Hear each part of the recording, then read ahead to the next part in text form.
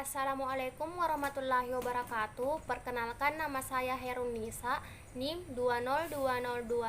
202203862201005. Pengertian fikih muamalah. Kata fikih secara etimologi adalah al-fiqih yang memiliki makna pengertian atau pemahaman. Menurut terminologi, fikih pada mulanya berarti pengetahuan keagamaan yang mencakup seluruh ajaran agama, baik berupa akidah, akhlak maupun ibadah, sama dengan arti syariah Islamiyah. Secara bahasa, muamalah berasal dari kata amala yu'amilu, yang artinya bertindak, saling berbuat, dan saling mengamalkan. Sedangkan menurut istilah muamalah adalah tukar-menukar barang atau sesuatu yang memberi manfaat dengan cara yang ditentukan. Berdasarkan uraian di atas, dapat disimpulkan pengertian dari fikih muamalah ialah pengetahuan ketentuan-ketentuan hukum tentang usaha-usaha memperoleh dan mengembangkan harta jual beli, utang piutang, dan jasa penitipan di antara anggota-anggota masyarakat sesuai keperluan yang mereka dapat dipahami dan dalil-dalil syara yang terperinci. Pengertian akad. Menurut bahasa atau terminologi, akad mempunyai beberapa arti antara lain: a. Mengikat, yaitu mengumpulkan dua ujung tali dan mengikat salah satunya dengan yang lain sehingga bersambung, kemudian keduanya menjadi sebagai sepotong benda. B. Sambungan, yaitu sambungan yang memegang kedua ujung itu dan mengikatnya. Sedangkan menurut istilah atau terminologi, yang dimaksud dengan akad adalah keterkaitan antara ijab pernyataan penawaran atau pemindahan kepemilikan dan kabul pernyataan penerimaan kepemilikan dalam lingkup yang disyariatkan dan berpengaruh pada sesuatu. Rukun dan syarat akad. A. Rukun akad. 1. Sigat akad adalah merupakan yang disandarkan dari dua pihak yang berakad, yang menunjukkan atas apa yang ada di hati keduanya tentang terjadinya suatu akad. Sigat tersebut dapat disebut ijab dan kabul. 2. Al-akid adalah orang yang melakukan akad. Keberadaannya sangat penting sebab tidak dapat dikatakan akad jika tidak ada akid. Begitu juga tidak akan terjadi ijab dan kabul tanpa akid. 3. Mahal akad atau objek akad adalah objek akad atau benda-benda yang dijadikan akad, yang bentuknya tampak dan membekas. 4. Tujuan akad. Menurut ulama fikih, tujuan dari suatu akad harus sejalan dengan kehendak syara, sehingga apabila tujuannya bertentangan dengan syara, maka berakibat pada ketidaksahan dari perjanjian yang dibuat. B. Syarat-syarat akad. 1. Tamyiz. 2. Berbilang pihak. 3. Persetujuan ijab kabul. 4. Kesatuan majelis. 5. Objek akad dapat diserahkan. 6. Objek akad tertentu atau dapat ditentukan. 7. Objek akad dapat ditransaksikan, artinya berupa benda bernilai dan dimiliki atau mutawakin dan mamluk. Pengertian riba. Riba berarti kelebihan atau tambahan. Secara bahasa bermakna tambahan, tumbuh dan menjadi tinggi. Sedangkan menurut terminologi, cara riba berarti akad untuk satu ganti khusus tanpa diketahui perbandingannya dalam penilaian syariat ketika berangkat atau bersama dengan mengakhirkan kedua ganti atau salah satunya. Dengan demikian, riba menurut istilah ahli fikih adalah penambahan pada salah satu dari dua ganti yang sejenis tanpa ada ganti dari tambahan ini. Dari berbagai definisi dapat disimpulkan bahwa riba adalah suatu kegiatan pengambilan nilai tambah yang memberatkan dari akad perekonomian seperti jual beli atau utang piutang, dari penjual terhadap pembeli atau dari pemilik dana kepada peminjam dana, baik diketahui bahkan tidak diketahui oleh pihak kedua. Jenis-jenis riba secara umum. Riba terbagi menjadi dua jenis, yaitu 1. Riba buyu atau jual beli. Ada 6 jenis barang yang masuk dalam kategori barang ribawi, yakni emas, perak, gandum halus, gandum kasar, kurma, dan garam. Ada 3 macam-macam riba dalam kondisi jual beli, yaitu 1. Riba fadl. Jenis riba ini terjadi tatkala terjadi kegiatan jual beli atau pertukaran barang-barang ribawi, namun dengan kadar atau takaran yang berbeda.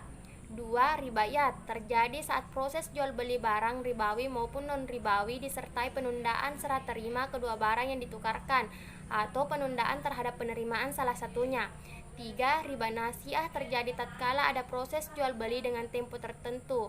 Transaksi tersebut dilakukan dengan dua jenis barang ribawi yang sama dengan penangguhan penyerahan atau pembayaran.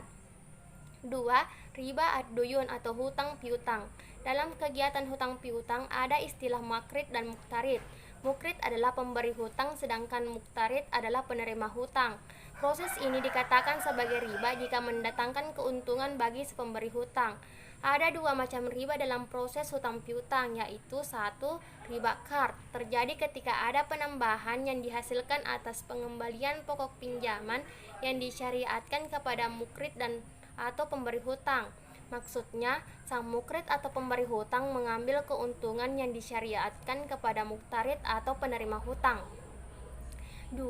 Riba jahiliyah terjadi ketika ada penambahan hutang melebihi nilai pokok pinjaman karena muktarid atau penerima hutang tidak mampu membayar hutangnya tepat waktu. Pengertian jual beli. Jual beli dalam istilah fikih disebut dengan al-bai'. Dalam bahasa Arab terkadang digunakan untuk pengertian lawannya, yaitu kata asyishira atau beli. Dengan demikian, kata al-bai' berarti jual beli. Secara terminologi terdapat beberapa definisi jual beli yang dikemukakan ulama fikih, sekalipun substansi dan tujuan masing-masing definisi adalah sama, yaitu tukar menukar barang dengan cara tertentu atau tukar menukar sesuatu dengan yang sepadan menurut cara yang dibenarkan. Jual beli secara bahasa merupakan masdar dari kata bai yabi'u yang diucapkan bermakna memiliki dan membeli. Pengertian jual beli secara syara adalah tukar menukar harta dengan harta lain, memiliki dan memberi kepemilikan. Sebagian ulama memberi pengertian tukar menukar harta meskipun masih ada dalam tanggungan atau kemanfaatan yang mubah dengan sesuatu yang semisal dan dengan keduanya untuk memberikan secara tetap. Rukun dan syarat jual beli. A. Rukun jual beli. Menurut Abdurrahman Al-Jaziri mendefinisikan rukun jual beli sebagai berikut. 1. Al-aqidani, itu dua pihak yang berakad yakni penjual dan pembeli. 2. Mauqud alai, yaitu sesuatu yang dijadikan akad yang terdiri dari harga dan barang yang diperjualbelikan. 3. Sigot, yaitu ijab dan kabul. Adapun rukun jual beli menurut ulama Hanafiyah hanya 1. Ijab, ungkapan pembeli dari pembeli, dan kabul, ungkapan penjual dari penjual. Berdasarkan beberapa pendapat ulama atau fuqaha tersebut, maka secara ringkas rukun jual beli yang ideal yaitu adanya kedua belah pihak yang melakukan transaksi jual beli, adanya barang yang menjadi transaksi jual beli, dan lafaz dalam transaksi jual beli. Syarat jual beli. Syarat sigat lafaz ijab kabul. 1. Orang yang mengucapkan telah balik dan berakal. 2. Qabul sesuai dengan ijab. 3. Ijab dan qabul dilakukan dalam satu majelis, maksudnya kedua belah pihak yang melakukan jual beli hadir dan membicarakan topik yang sama. Syarat bagi penjual dan pembeli. 1. Berakal. 2. Balik. 3. Tidak memboros. 4. Atas kemauan sendiri. 5. Yang melakukan akad itu adalah orang yang berbeda. Syarat barang yang diperjualbelikan menurut Sayyid Shaqib yaitu 1. Bersih barangnya. 2. Dapat dimanfaatkan. 3. Milik orang yang melakukan akad atau milik sendiri. 4. Diketahui barangnya dengan jelas. Dan 5. Barang yang diakadkan ada di tangan. Sedangkan menurut Mustafa Ahmad As-Sarkah yaitu 1. Barang itu ada atau tidak ada di tempat, tetapi pihak penjual menyatakan kesanggupan untuk mengadakan barang itu. 2. Dapat dimanfaatkan dan bermanfaat bagi manusia. 3. Milik seorang. Syarat-syarat nilai tukar yaitu 1. Harga yang disepakati kedua belah pihak harus jelas jumlahnya. 2.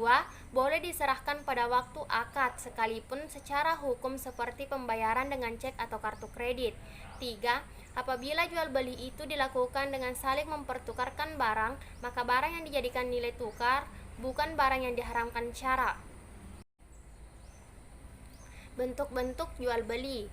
A. Jual beli murabaha adalah transaksi jual beli antara nasabah yang membutuhkan barang dengan bank syariah yang membeli barang tersebut untuk dijual kembali kepada nasabah. Dalam hal ini, nasabah dapat melakukan pembayaran secara angsuran kepada bank syariah dengan perjanjian jangka waktu tertentu. B.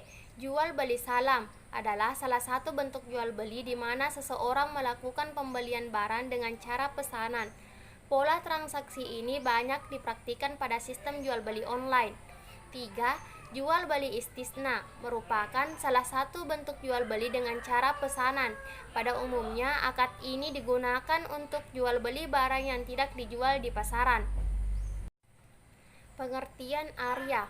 Pinjam meminjam dalam bahasa Arab dikenal dengan sebutan arya yang artinya adalah meminjam.